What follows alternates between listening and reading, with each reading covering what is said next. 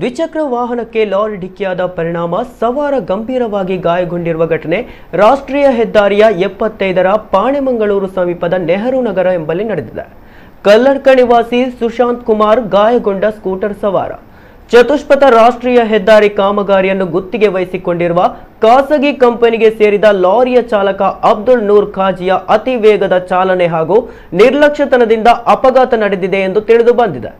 ಇನ್ನು ಚತುಷ್ಪಥ ರಾಷ್ಟ್ರೀಯ ಹೆದ್ದಾರಿಯ ಕಾಮಗಾರಿ ನಡೆಯುತ್ತಿದ್ದು, ಕಾಮಗಾರಿ ಮುಗಿಯುವವರೆಗೆ ಇನ್ನೆಷ್ಟು ಅಮಾಯಕ ಜೀವಗಳನ್ನು ಇವರ ರೌದ್ರ ನರ್ತನಕ್ಕೆ ಬಲಿ ತೆಗೆದುಕೊಳ್ಳುತ್ತಾರೋ ಎಂಬುದು ಸ್ಥಳೀಯರಲ್ಲಿ ಆತಂಕ ಮೂಡಿಸಿದೆ. ಈ ಹಿಂದೆಯೂ ಹಲವಾರು ಬಾರಿ ಇಂತಹ ಅವಘಡಗಳು ನಡೆದಿದ್ದು, ಪೊಲೀಸ್ ಇಲಾಖೆಯು ಲಾರಿ ಚಾಲಕರ ನಿರ್ಲಕ್ಷ್ಯತನದ ಚಾಲನೆಗೆ ಬ್ರೇಕ್ ಹಾಕಬೇಕೆಂದು ಸ್ಥಳೀಯರು ಒತ್ತಾಯವಾಗಿದೆ.